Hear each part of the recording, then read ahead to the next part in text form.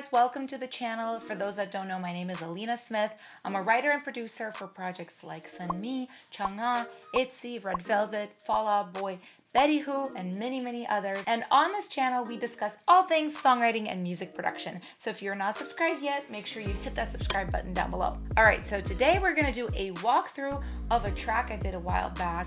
This track is very much a ballad. I wanna say in the style of Adele. It has piano, it has beautiful strings, and I feel like I don't show this type of thing enough on this channel. We are always walking through bops and up tempos and K-pop, but this is honestly one of my favorite types of songs to produce. I love ballads. I actually started out playing piano and singing ballads before I knew how to produce.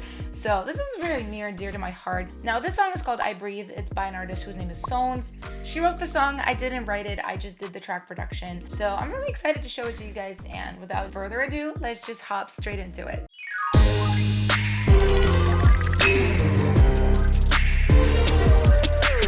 Alright guys, let's check out the song. Now that I'm free, I breathe so I can forget you and see all the reasons I left you and be all the things I'm meant to be. I breathe. It's time to let you go. Alright, so I'm gonna go section by section this time. So let's look at intro and verse production.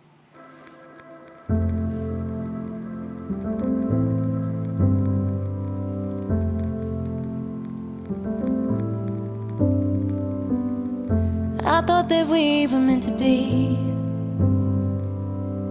but all of the lies I couldn't see. Thought I was fighting for something right, yeah. Knew it was time for me to leave. So when Sones came to work on the song with me, she had this piano already. I'm pretty sure this is a splice loop that she just like wrote to it. It basically sounds like this.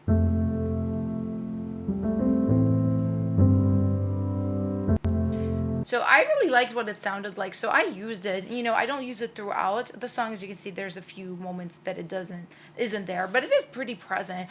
And that's lesson number one, I think. You know, if something works, don't mess with it. I did add a little bit of texture here, like this vinyl sound. It just kind of helps ground it a bit, you know, so it doesn't sound so much like a loop. There's also this guitar swell effect, just hovering on the same note, just kind of helps get into it, you know, the way it swells here. So the very first verse is very similar to the intro. It's basically mostly piano and little bits of effects. So everything is really focused on her vocal here. She did an amazing job singing. Really, for this type of thing, you just have to get a really clean vocal. I remember we worked really hard on this, and she's a great singer, but that's kind of the funny thing. I always say this, like when somebody is either a very new singer or a great singer, that's almost like the same level of work, because when they're new, you're just trying to get them to sound good. And when they're great, you're trying to get the absolute best out of them, and you know they have it, so it can take quite a while. Different takes, different approaches. So we got a really nice clean vocal here. But all of the lies I couldn't see. I do have a nice amount of verb. Thought I was. I'm just using Valhalla. For those that don't know, this is like a joke on this channel that I don't use any other verb. Yeah, we have like the modern color, the brighter one. You guys have probably seen me do this before, but I'll show it anyway. It's the gigahertz wow filter. Basically, it just adds a little bit of like flutter to it, detuning. So the idea is if the verb is slightly detuned, it stands out from the lead more. But all of the lies I could. We have a little bit of chord or no delay here as well.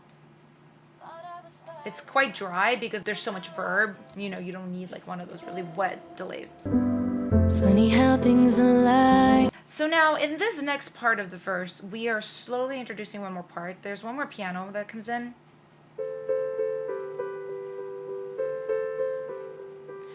So this is a part I added. This was actually emotional piano. It's a contact piano, but it is a very natural sounding piano. For any ballad, I recommend picking a piano sampler, you know, if you're not going to record a real like piano that has pedal noise, like all of those real artifacts, because that really helps sell it as a real instrument.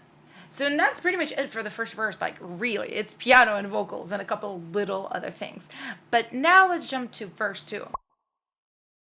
I think more about who I could be now that your lies are far from me.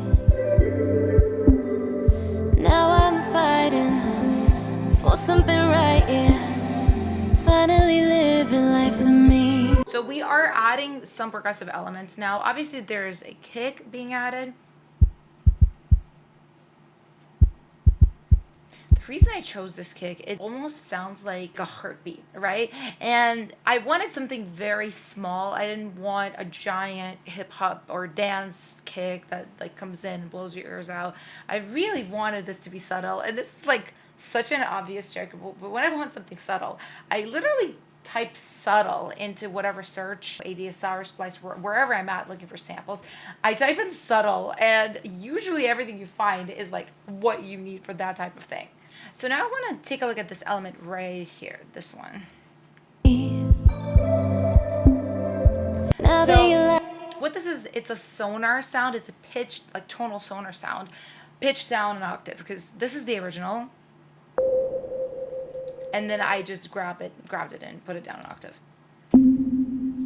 It makes for a nice snare. This is like not my first time doing this type of thing. Using something else that just has that nice percussiveness to it. As you can see, the attack is really good on the sonar. So, and I use it, you know, a little bit sparingly. It's not on the 2 and the 4 of the bar, like, it doesn't do that. It's more sparsely used as the snares in the rest of the song. And that's, you know, to make sure that we have some room to grow as the song continues. So we have a few new elements adding in, like this little thing here. This is just like a floaty guitar. A lot of the times I find guitar samples like this, like I can play sort of, like I have really good guitars, but a lot of the times, unless you're a really great electric player and you have a pedal board and you know what you're doing with it, you're not gonna get these types of sounds. So that's why I usually will find a sample if I want like a very specific electric sound. In addition to her lead here, which is still just as beautiful as it was in the first verse, we also are getting some pad vocals. Now I'm fighting. If you guys watch this channel, you know I do this in like every song.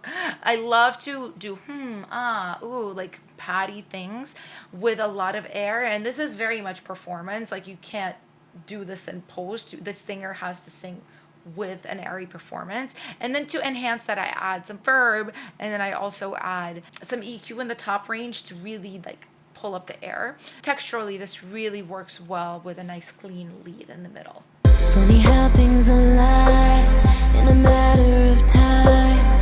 Left without saying sorry, but it wasn't me. All right, so yeah, on this second half of the second verse, we have a cello section come in.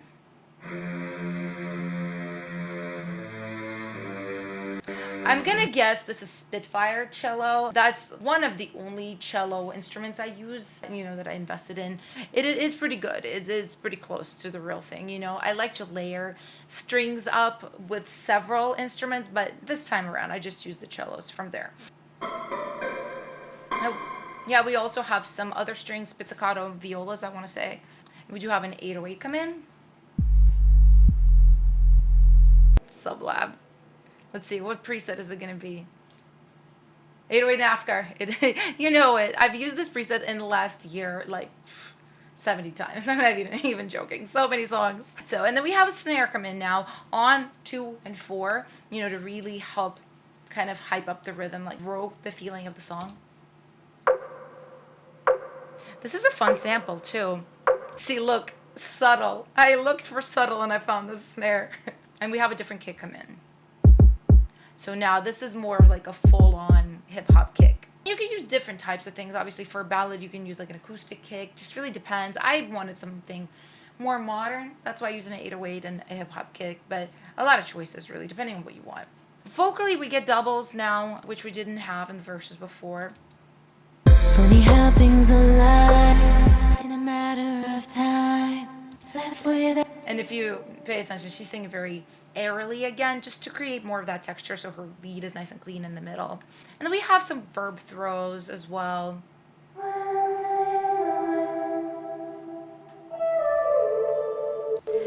a few fun things to add to the overall feeling. Okay, and now let's look at the choruses. I breathe so I can forget you and see all the reasons I left you and be all the things I'm meant to be. I breathe. It's time to let you go. I think more about who I think it's so pretty. I really do. Her voice sounds great. So we have the same piano as everywhere else. Obviously the vocal grows, but this first chorus, look, there's no doubles, there's nothing. Like, you get a beautiful lead and that's all you get, because we are building up later. We do have one little piano part come in, just for adding something up top so everything isn't just sitting in the mids. And then we do have that cello that also makes an appearance in the second verse come in here. And I see we have a reverse guitar here as well.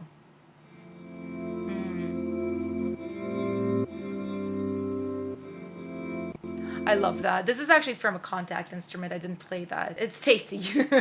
So, but that is really all there is in here. I find that a lot of ballads do this. You know, the first chorus, they just let you hear it like as raw as possible, and then they come in with the drums and everything else in the second verse. Let's take a look at the second chorus now.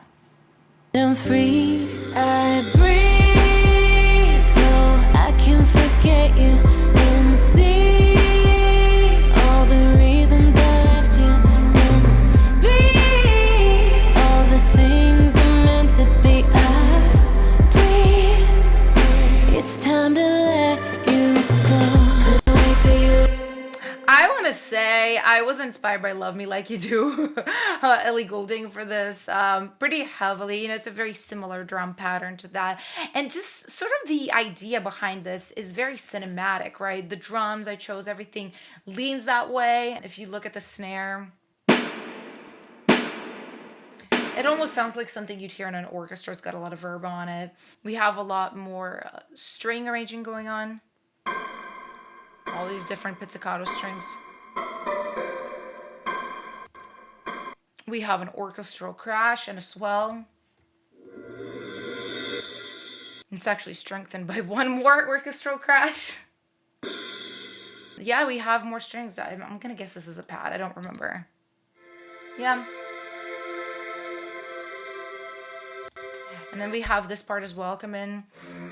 I do love doing this. I love adding something distorted in the lower mids or just lower parts of the range. And I'm pretty sure this is just this cello with a bit crusher from RC20. This is like a fun technique just to add like more tension in the song without adding a lot of very loud things. It's very subliminal. When you hear buzzing, it does add to the tension. And we've got some fills here as well. Tom fills. There's one more right here. Just like a full-on fill. I think I constructed that. Yeah, I found a couple of different things that I liked and just put them together. Out of this part, that's where we go to the bridge and the final chorus. So that's kind of like the ending. And it sounds like this. Let you go.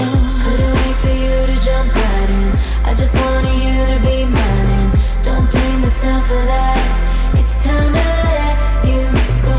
One day I'll think of our time spent. No tears will fall from my eyes, and even if it takes a while, it's time to let go. And so there's not a lot added instrumentally. I see there's a little bit of percussion added.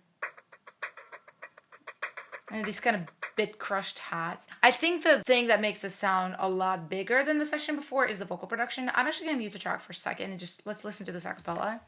you go. Couldn't wait for you to jump right in. For example, the thing that comes in that really elevates the largeness of this, I want to say, are these gang vocals right here.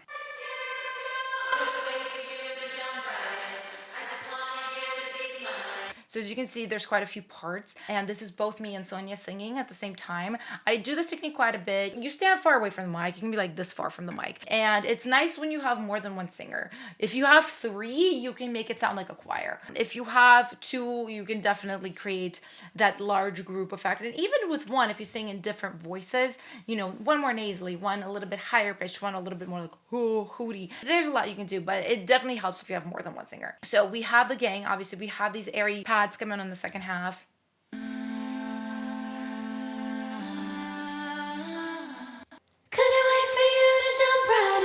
the melody is a bit low, da da da da da da da da da. So to elevate it, you know, we did add quite a bit in the high end. And then there's also some harmonies that come in right here.